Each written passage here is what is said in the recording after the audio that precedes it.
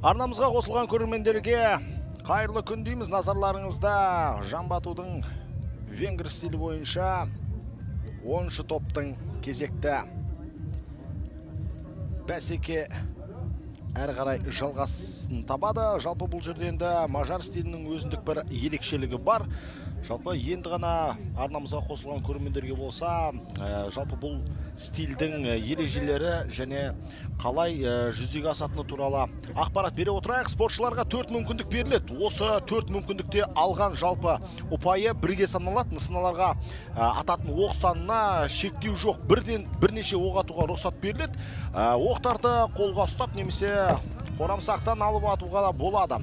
Ал атпен шауып өту уақыты 20 секунд. Осы уақыттан жылдам өтсе әрбір секунд үшін 1 ұпай қосылады. Немесе берілген 20 секундтан кеш келсе, әрбір кеш келген секунд үшін 1 ұпай шегеріліп отырады. Егер спортшының оғы нысанаға қадалмаса, шауып өткен уақыты үшін ұпай берілмейтінін ескерген жөн. Енді бұған дейін біздің 2-1 отандасымыз 3-1 отандасымыз сынға түскен болатын. Бірақ нәтиже жаман емес. Алдағы сындарда енді қарсыластардың ұпайына қарап жүлдеге үмітті не үміткер емес екендігін біз білетін боламыз. Бірақ дегенмен де қазір тағы бір отандасымыздың жолына үмітпен қараймыз. Ералхан Айкөз қазақ елінің намысын 10-шы топта қорғайды және 9-1 спортшы бар. Бұл жерден де хабарлап өтсек, Өзбекстан елінің мергені Ахмаджонова Дильносхон және румыниялық Жозеф Биро, 3-ші Таиланд елінің өкілі Самакосес Слатун, Ресей елінің мергені Уладаев Хонгр, малазиялық Амало Мика Ирфан Ноджей, Оман елінің өкілі Мұхаммад Аттар және еліміздің үміті қазақ елінің құралайды көзге атқан мергені Ералхан Айкөз. Ресей елінің тағы да бір спортшысы бар, ол Хасанов Рушан. Ал соңғы мүмкіндігін аяқтайтын бұл жерде оңтүстік африкалық Юсуф Бемат.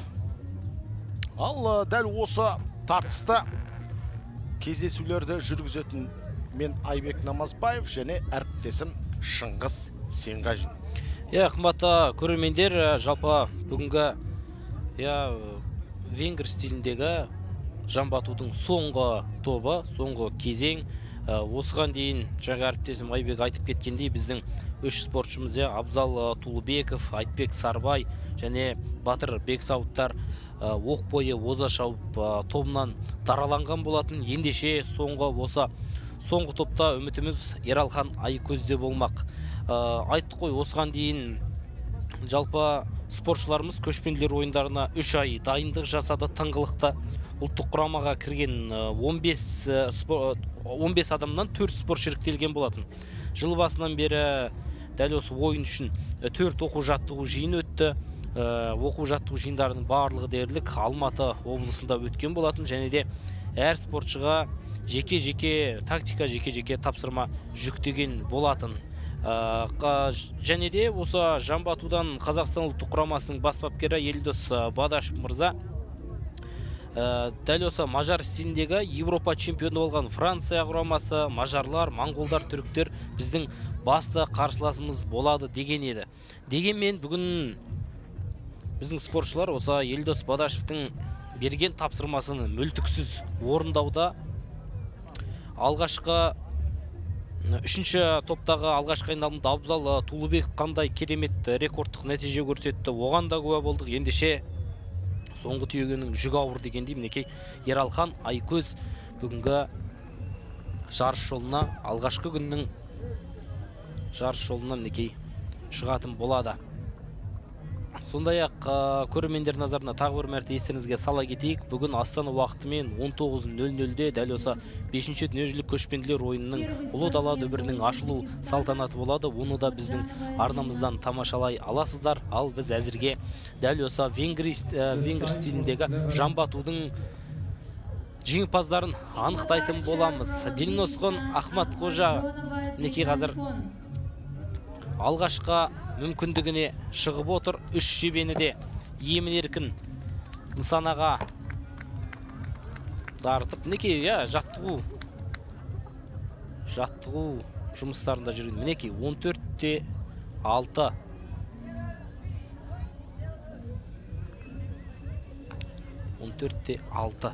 Бұл румыниялық спортшы болған. Қазір бізде техникалық ақаулар орын алып жатыр. Жалпы осы соңғы кезеңге дейін байқағанымыз дәл алдыңғы шығып кеткен спортшылардың жебесі нысанада қалып қоюы біраз шатыстырып жатыр негізінен. Я, сондай бір сәттерде ұйымдастырушылық алқасына қазір енді біраз мәселе болып тұр. Себебі қазір енді бірінен соң бірі жылдам шығып кетіп жатқансын. Қауіпсіздік шаралары бар. Осының барлығын ескерген ұйымдастырушылар кезінде әрине енді алуға біраз уақытын кетіріп жатыр. Таиланд елінің өкілі Самокосес Слатун назарларыңызда. Жылдамдық көрсеткіші өте жоғары, бірақ екінші мүмкіндігін көздегенімен дәл тиген жоқ. Дегенмен де мәреге 10-9 уақытымен келген. 3 ұпай әзірге нысанаға тигені, қалғаны енді дармағанда. Өзінің нәтижесіне көніп тұр, өзінің қателігін түсінді. Себебі осының алдындағы біздің отандастарымыздың басты мақсаты жылдам барлық жебені нысанаға көздеп, әрі қарай уақыт бойынша кезекті ұпайын еншілеу еді. Осы бір жүйені енді өзге де қарсыластар ұстанып жатқан секілді. Ал енді ресейлік Уладаев Хонгр назарларыңызда. Екінші мүмкіндігі жебе қисық ұшты. Үшіншісі тіптен дармады, төртіншісі мүлдем діттеген жеріне жетпеді де. Екі деген ұпайға ол жеткізді. 11-0 уақытымен аяқталды. Бізге жинасқан Ахмат Жоновың әлі неге шықпағаны белгісіз. Шығып кетті ғой, басында шығып кетті. Бұл жерде енді камера басқа спортшыны назарға алған сәтінде бұл жерде Димасханның өнеріне біз өкінішке қарай көре алмадық. Ал енді Малайзия. Аман Амало Мика Ирфан Ноджей. Осылай қиын есімді спортшы жарыс жолына шықты. Қазір өте жылдам. Жылдамдығы да жүйріктің де құдды бір осы бір спортқа арналғандай кәдімгідей шауып спортшының бір мақсатына жетуге өзіндік бір жәрдемінде тегізді. Қазір міне нәтижесі жаман емес. 6. Ал жылдамдық 10-1. 10-1 уақытымен аяқтады. Ұпай саны Кезек Оман елінің өкілі Мухаммад Аттар. Оман елінің спортшылары осы бір қызыл түске жақын. Осының алдында бірнеше спортшысы өте сондай бір қызыл киімді осындай бір спортқа арнайлап киіп келгенін көріп отырмыз. Сонымен жылдамдық жақсы. Қазір алғашқы мүмкіндігі сәтті, екіншісі өкінішке қарай нысанаға жетпеді. Уақыт көрсеткіші 9-3. Мухаммад Аттар назарларыңызда. 3-2. Бұл жерде жоқ, мынау осының алдындағы спортшының жебесі болу керек. Бұл жерде 5 ұпай Мухаммад Аттардың еншісіне жазылды. Ал енді отандасымыз Ералхан Айкөздің өнеріне тәнті болайық. Назарларыңызда біздің мақтанышымыз мажар стиліндегі басты фавориттердің бірі. 20 жасында талайларда тамсандырған Ералхан Айкөз Түркістан облысында дүниеге келген. Ол садақ атумен 2014 жылдан бастап айналыса бастаған. 2015 жылы жасөспірімдер арасында чемпионатта бірінші орынға ие болған. Осындай атақ даңқы бар спортшы қазір ел намысын қорғауда. 3. Әрине, қалған ұпай 12. секундпен бағаланады. Осының барлығын еңсергенмен қазір 20 ұпай кем дегенде қоржында деп есептей берсек болатын шығар. Сонымен Хасанов Рушан кезек жарыс жолына шақырылады. Хасанов Рушан. Рушанның ақбозаты қазір жүйткіп келеді. Спортшысы Алғашқы мүмкіндігі дөп дейді. Екіншісі сәтті. Хасанов Рушан. Үшіншісі, төртіншісі де маңына жоламады енді. Уақыт көрсеткіші 9-9. 3. Қалғаны 3-0-0 есептелмеді. And time was 9.9. 9-9 уақытымен аяқталды. Хасанов Рушанның нәтижесі осылай. Алғашқы айналымдағы Юсуф Бемаз. Бірінші айналымның соңғы спортшысы. Оңтүстік Африкадағы өте тамаша Юсуф Бемаз. Оңтүстік Африка спортшысы Юсуф Бемаз. Юсуф Бематтың нәтижесі өкінішке қарай 1-1 Өкінішке орай 0 ұпаймен аяқталды. Уақыт 9-8. қол жеткізбеді. Уақыт көрсеткіші жақсы. Сонымен алда екінші айналым. Барлық мергендер қарсыластарын шамамен көріп алды. Қандай қателіктер кеткенін екінші, үшінші, төртінші айналымдарда орнын толтырады деген ойдамыз. Қымбатты көрермен, жалпы бұл спорттың да ережелері бізге өте таныс. Қазір енді алғашқы айналымдардан тамашалап отырған көрермендерге тағы да бір мәрте айта кетейік. Егер спортшыны жарысқа шақырылғаннан кейін 3 минуттан кейін осы жарыс жолына шықпаса, оның осы уақытқа дейін жинаған ұпайлары шегеріледі, яғни жарыстан шеттетіледі. Сондықтан бұл жердегі талап күшті, әр спорттың өзіндік бір ережелері бар. Сондықтан бұл жерден де қателікті кешірмейді. Қазір енді Этноауылдағы көрермендердің қатары көбейіп жатқанды көріп отырмыз. Әсіресе біздің осы отандастарымыз шыққан сәтінде қолдау ерекше болып жатыр. Ахмаджонова Дилнасхан, Өзбек елінің мерген қызы. Қазір енді алғашқы мүмкіндігін өкінішке қарай дарт үлгерді, бірақ тізімге ие боламын деп жебені садаққа дәл келтіру мәселе болды. Және 1-1 ұпай еншілемеді. 0 ұпаймен аяқталды. Уақыты 11-4. Уақыт көрсеткіші 11-4. Әрине, бұл уақыттың еңсергенімен ұпай жазылмаса барлығы бекер. Әрі қарай енді Joseph Биро. Джозеф Биро. Румыния елінің спортшысы. Өзіне сенімді. Сәйгүлігі орташа жылдамдықпен жүйткіп келеді. Ал міне жебесін дәлдеп болғаннан кейін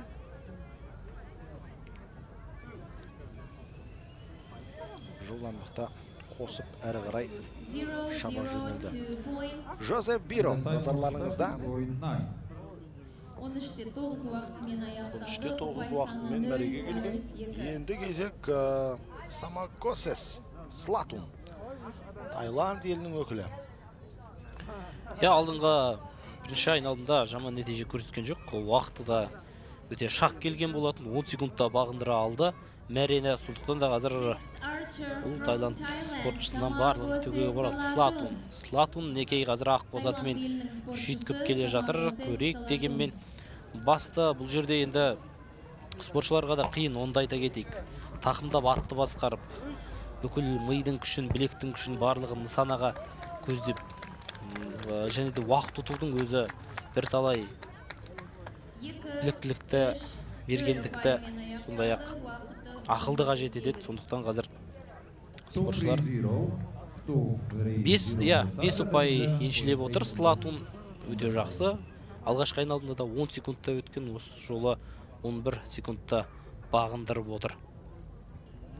Енді қазір жарыс жолына ресейлік Уладаев Конгр. Алғашқы айналымда Зероның нәтижесі дәл осы жамбатушыға тіркелген, бірақ бұл жолы олқылықтың орнын толтырғандай.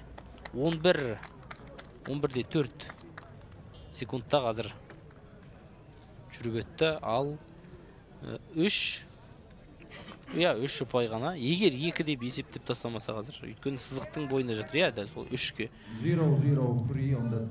бағаланған екен. 11-де 4 жаман емес. Аман Амало Мика Ирфан, малайзиялық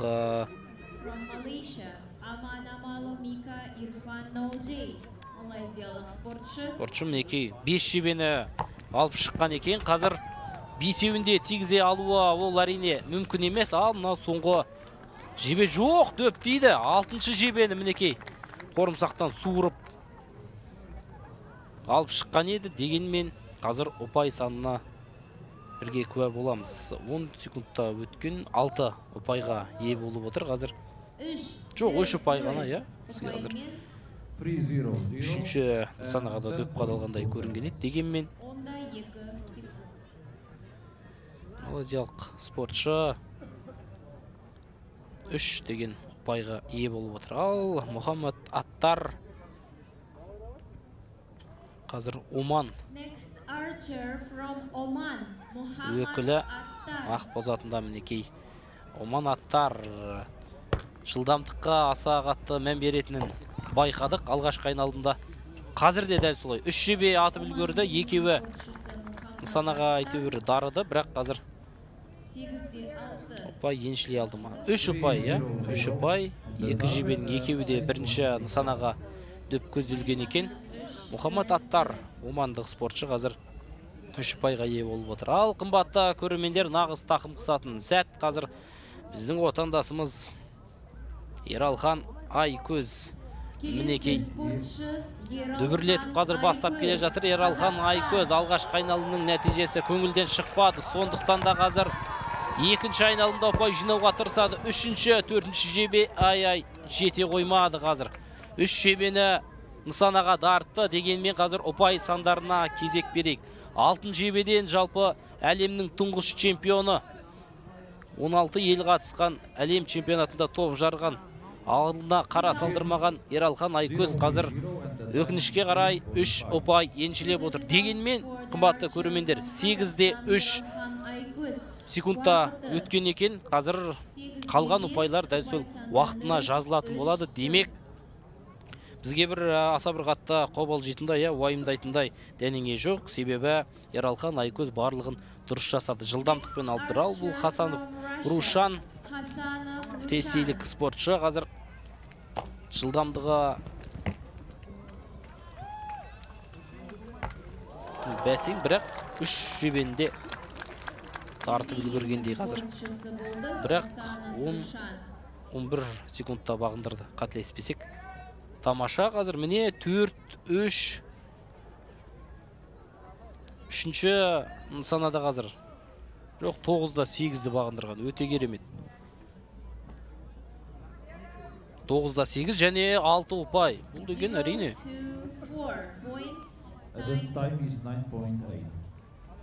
Өте керемет көрсеткіштердің бірі. Екінші айналымдағы Юсуф Вемат қазір солтүстік африкалық спортшы. Оңтүстік Африка спортшысы Юсуф Бимат. Юсуф Бимат нәтижесін көрейік. Алғашқы айналымда біраз кібіртіктеп қалды аты да, иә, міне негізінен осы нысанаға дөп тигізуге көп тырысады екен қазір. Атының бір астындағы сәйгүлікте де аса бір қатты қамшылай қойған жоқ. Соның өзінде, иә, 10 секундта өтіп үлгерді. Ал 2 ұпайға ие болып отыр қазір Юсуф Бямат. Осылайша екінші айналымда өз мәресіне жетті. Алда тағы 2 айналым бар.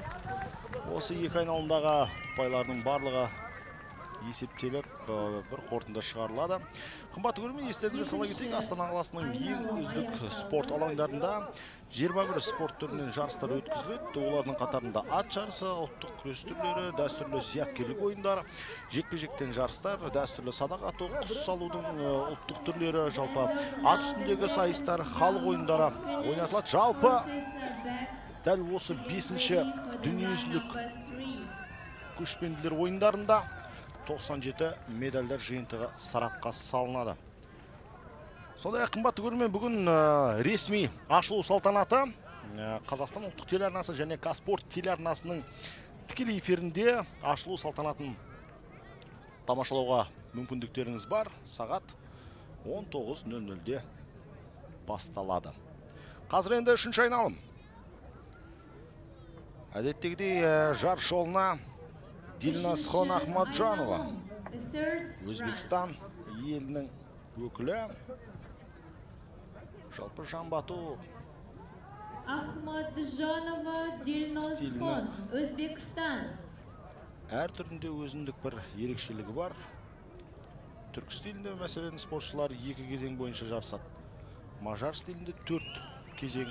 Осындай өзіндік бір ерекшелікке толы. Қазір алғашқы мүмкіндігі сәтті. Екіншісі орта нысанаға бағытталды, ал үшіншісі мүлдем маңына да жоламады. Мәреге келу уақыты 11:06. Ахмаджанова Дильнасхон. Өкінішке қарай жылдамдығы жоғары болғанымен ұпайы есептелмеді. Ал енді Жозеф Биро, румыниялық қолайды көрсеткен астындағы тұлпарының жылдамдығы баяу. Жылдамдық деп айтуға келмейді, бірақ дегенмен де Жозеф Бироның көздегені нысанаға ең әуелі дөп тигізу. 2, 4, 6 ұпай.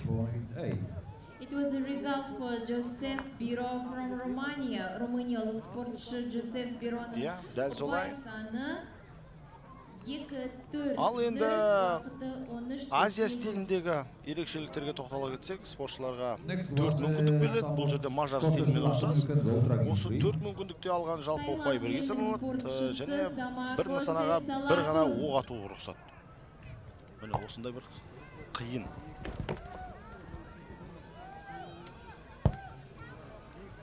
Яғни бұл мажар стиліне қарағанда күрделі. Ал Самакосес Слатунның мәреге келу уақыты 12:2. Еншілеген ұпайы 2. Осының алдында ол негізінен жылдамдыққа мән берген. Содан кейін нысанадан мүлт кетіп жатты. Ал қазір енді жылдамдығын баяулатса да, кезекті ұпайын еншілеуге шамасы болмады. Ал назарларыңызда кезекті жарыс жолына жақындап тұрған ресейлік Уладаев Хонгар.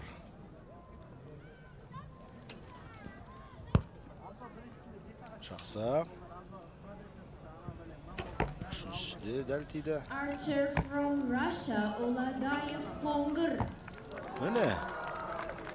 Қандай Ресей елінің спортшысы Уладаев Хонгар керек сәтінде.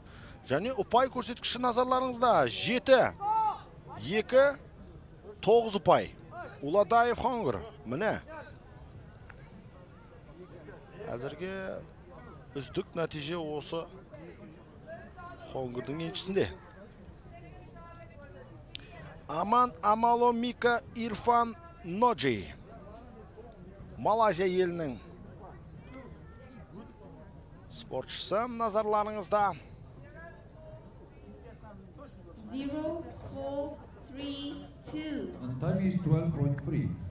Results for Ladaev Hongar from Russia. Өзінің кезекті 3-4-2 айналымына 2-3 уақытында аяқтады. шабуға сақадай сай. Амаломика Ирфан Ноджи from Malaysia. Малайзия елінің өкілі сөреден шыға сала барлық жебеден құтылуды мақсат тұтты. Соңғысы да дөптейді қазір. Малайзиялық спортшы мәреге келу уақыты 12-3. Ноджи уақыты Соның тек 12-3. екеуі ғана санаға дәл тиген екен. Жалпы ұпай саны 4. 2-0 ұпайымен аяқтады. Қазір енді And time is 10.3. Мұхаммад Аттар назарларыңызда. 10.3 уақыты Оман елінің өкілі.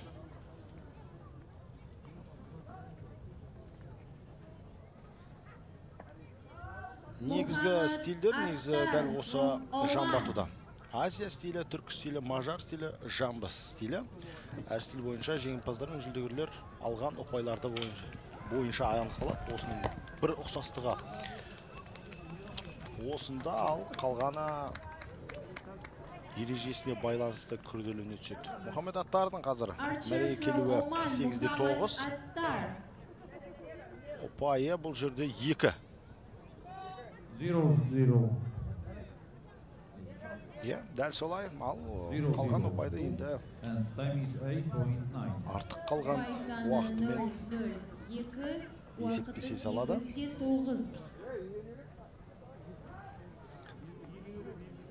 Ал енді Ералхан Айкөз шауып келеді. Барлық мүмкіндікті барынша пайдалануға асығуда және көрермендердің қошеметі қазір отандасымыздың біраз шабыттандыруға мүмкіндік берді. Бұл жерде рекорд. 11 ұпай. Міне Ералхан Айкөздің қазір қарсыластарынан оқ бойы оза шапқан сәтін көріп отырмыз.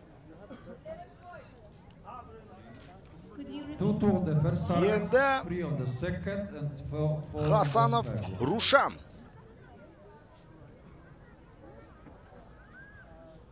Ресейдің мергені.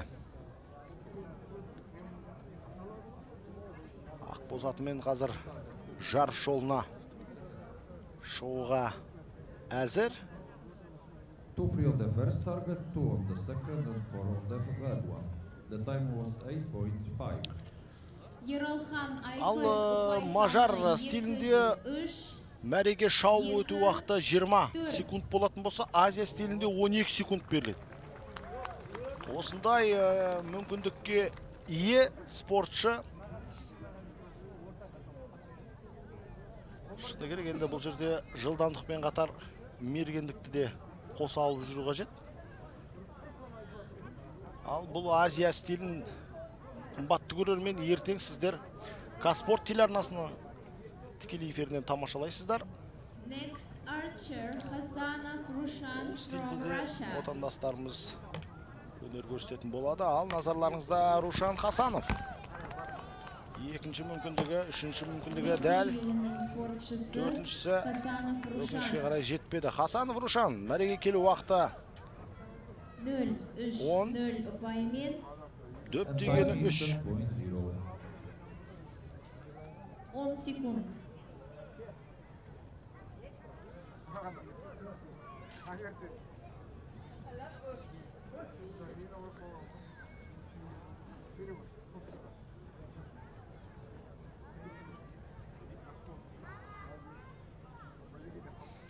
Қымбатты көрермендер, қазір соңғы солтүстік африкалық Юсуф Бематтың өнерін тамашалаймыз. Бұдан кейін келесі айналымға кезек береміз. Мінекей Юсуф жаман емес, біріншісін дарыталды. Ай-ай-ай, неге бұл жерде қазір тұлпара асықпай өтіп бара жатқан. 4 ұпай ғана еншілеп үлгерді. 3 жебені тура атқан екен, дегенмен екеуі екілікке дөп түсті. Мінекей осылайша Юсуф Бемат соңғы болып қазір 3-ші айналымды түйіндеді. Отандасымыз Ералхан Айкөз әрине өз ойлағандай бір өнер көрсетіп жатқан жоқ. Оны жүзінен де аңғаруға болады. Мінекей өте ашулы. Алғашқы айналымда көрдік қой. Біраз қобалжығанда секілді, өйткені соңғы түйенің жүгі ауыр. Қашанда осының алдында Айтбек Сарбай, Батырбек Сауыт, Абзал Тулыбековтер тамаша өнер көрсеткен еді. Мінекей қазір соңғы нүктесін қоятын дәл осы біздің Ералхан Айкөз, қымбатты көрермендер. Және де осының алдындағы енді нәтижелерге қарайтын болсақ, жалпы осы соңғы 10-шы топта жылдамдық өте жоғары. Оның алдында 12-де жалпы орташа есеппен 12 секундта өтіп жүрсе, қазір 8-9 тиісінше ұпай алып та үлгеріп жатыр. Мінекей осындай қызықты жайттар орын алуда. Ал қазір соңғы 4-ші айналым. Дильназхон Ахмаджанова 4-ші соңғы айналымды түйіндеуге шықты. Қымбатты көрермендер, жылдамдығы керемет, ал Қорамсақтан қол салғанда да мол салып қазір 3 жебесін шығарды. Қазір нысанаға көздеп үлгермеді, дегенмен 2 жебесі ғана қазір нысанаға дөп тарыды. Оның өзінде қазір ұпай бар ма? Жоқ, 0. 0, дәл солай 0-дік нәтиже тіркелді. Өзбек аруы осылайша бүгінгі венгр стиліндегі өзінің жарыс жолын аяқтады. Соңғы мүмкіндігін қолданды. Ендеше қазір 2-ші болып алаңға шығатын Жозеф Биро румыниялық. Бүгіндікте соңғы айналым Жозеф Биро. Соңғы айналымда Жозеф Биро мінекей. Соңғы айналымда бір көсіле шабайын деп бекінген секілді. 2-ші жебесі дөп дейді, бірақ қазір ұпайға емес. Ол бізге анық айқын көрініп тұр. Уақыты да асып кеткен секілді. 12-де 8 жалпы жылдамдығы. Осылайша қазір Жозеф Биро 2 ұпайға ғана қол жеткізді. Тым асығыш жүйткіп. Қазір соның өзінде екілікке дөп қадап үлгерген екен. Ал Таиланд өкілі Самакосес Салатун 3-ші болып жарыс жолын аяқтайды. Мінекей тебіреніп өте қарқынды бастап шықты Самакосес Салатун. Бұл спортшыдан өлдік нәтиже жоқ. Бір Таиланд жанкөрінің бір қуантып тұрған көңілдеріне медеу болып тұрған дәл осы нәтиже. Қазір 3 жебесін ғана алып шыққан екен. Қазір 4-ші бәлкім 5-ші жебенде дайындап шыққанда атып үлгеретін беді. 13-те 9 асықпай келді қазір Самакосес Салатун. Ал ұйымдастырушылар тарапынан да мінекей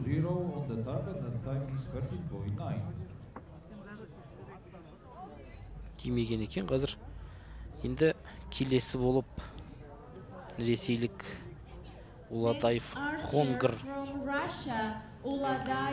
ресейлік спортшы. Хонгр осының алдында 4 ұпай еншілеген еді. Ал қазір тамаша.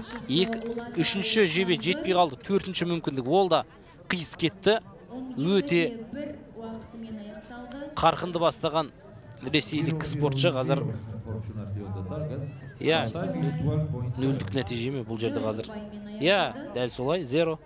нөлдік нәтижені тіркеп үлгерді. Ал қазір Аттар Мұхаммад Оман спортшысы Аман Амало Ифран Ника. Толық аты жөні осындай бұл спортшының. Мінекей тиіп жатқан дауысынан аңғарып тұрмыз. Дегенмен ұпай бар ма? Сол маңызды. Ай-ай-ай. Соңғы жебені маңайлата алмады. 10-8 нәтижесімен өтті. Қазір Аман Амало Мика Ифран. Сайша қазір 4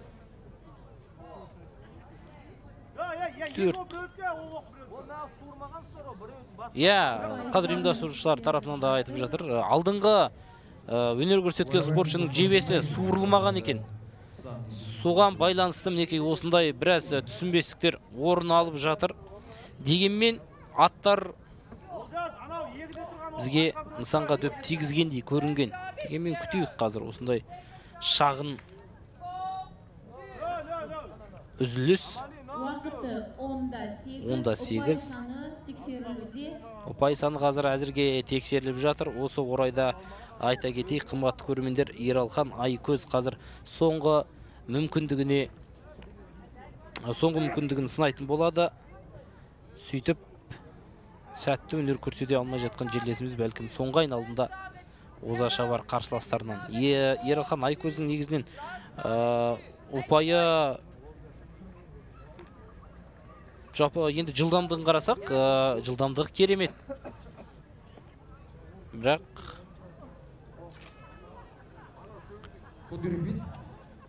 бұл жерде тағы да түсінбестік орын алып жатыр. Негізінен біз бағаналы айтып жатырмыз ғой. Дәл осы алдыңғы спортшының жебесі көп кедергі келтіреді. Бұл жарыс ұйымдастырушыларға да қазір бізге экран алдындағы көрермендерге де біраз түсінбестік орын алуда. Ал аттар Мұхаммад Омандық шабандоз қазір жылдамдығы керемет бұл шабандоздың, бірақ нысанаға дөп тиюден біраз қателіктер бар. Дәл солай сол қателікті айнаға қайтадан қайталады. Қазір 8-8 уақыт көрсеткішін көрсеткенімен бірақ тиді ма? Үлгеріп кеткен екен. 3 ұпай еншілеп отыр. Ал қалған секундтарын енді омандық спортшыға қоса беріңіз. Ал қымбатты көрермендер, тақым қысатын сәт. Ералхан Айкөз қазір соңғы мүмкіндігін сынап көретін болады. Омандық спортшы қазір эмоциясын жасыра алмауда, тым екпінмен бастады. Ал Ералхан Айкөзге сәттілік тілеп отырайық.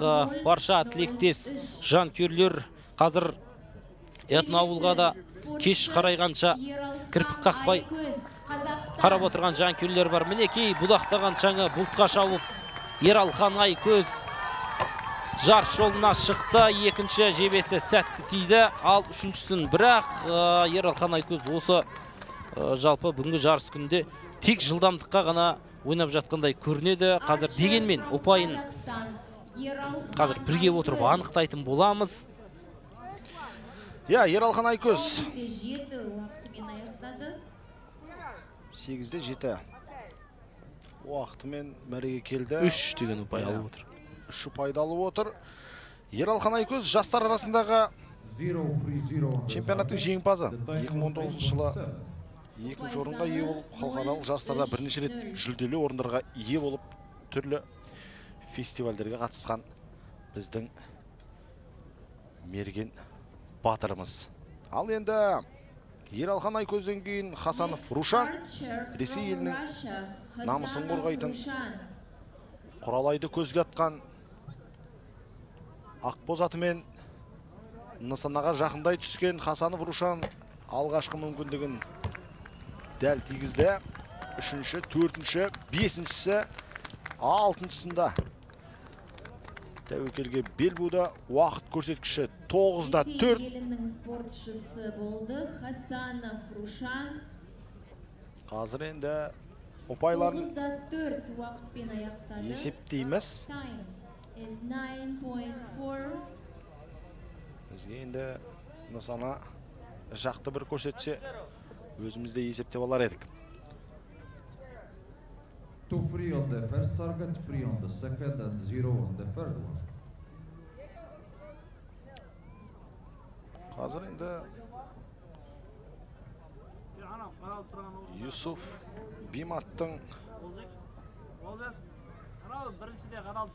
жарысқа тас түйін дайын екенін осы бір тұрысынан ақ байқауға болады. Оңтүстік Африканың ұпай саны 2-3-0. 5 ұпайды қанжығасына байлаған екен Хасанов Рушан. Енді үшінші айналымда сонымен соңғы айналымда аяқтайтын бұл Юсуф Бимат. Next archer Yusuf Bimat from South Алғашқы Africa. мүмкіндігі дәлдейді, екіншісі де үшіншісіне тәуекелге бел буып бағыттап көрген. Мәреге келу уақыты 11-8, 3-2, 5 ұпай. 11-8 уақытымен Бұл жерде екіге тиген жебесін санамаған секілді қазір. ұпай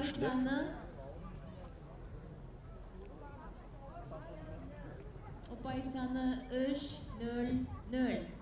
0-3-0. Осылайша жарыс аяқталды. Results for Yusuf Bimat from South Africa. It was the last ride for today. Қазір енді барлық нәтижелер қорытындыланып назарымызға ұсынылатын болады. Міне, Ахмаджонова Дильнасхан, Өзбек елінің мерген қызы, аяңдап сөреге қарай жақындап келеді.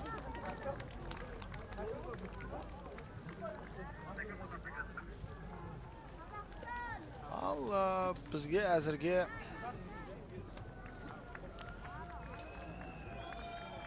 нәтиже белгісіздеу. Қымбатты көрермен, енді ертеңгі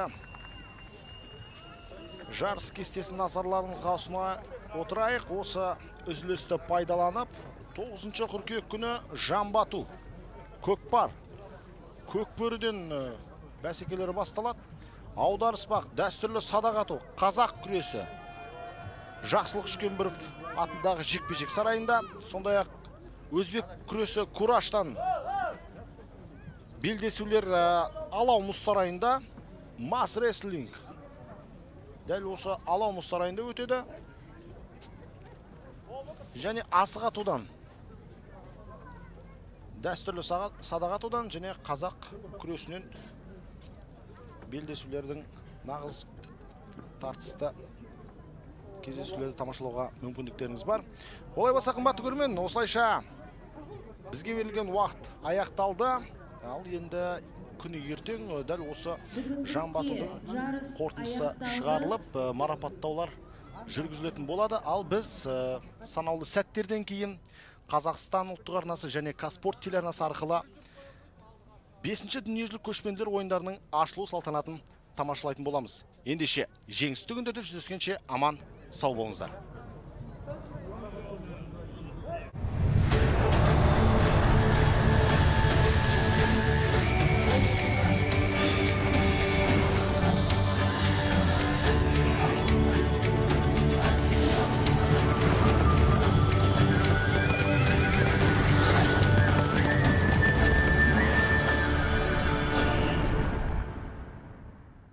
Халык. Генеральный партнер 5-х Всемирных игр кочевников.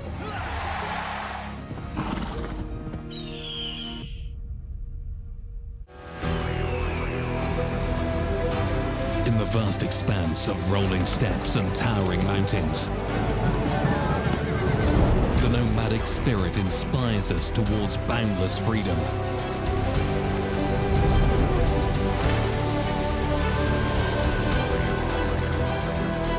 We're a people with ancient wisdom and resilient hearts.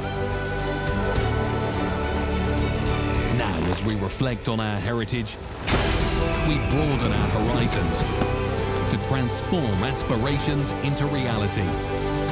United by shared dreams and ambitions, we forge our bright future together. The 5th World Nomad Games 2024, Astana, Kazakhstan.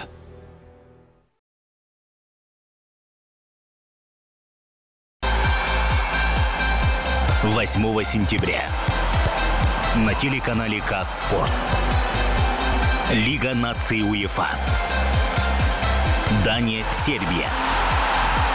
Смотрите в 21:00 в прямом эфире.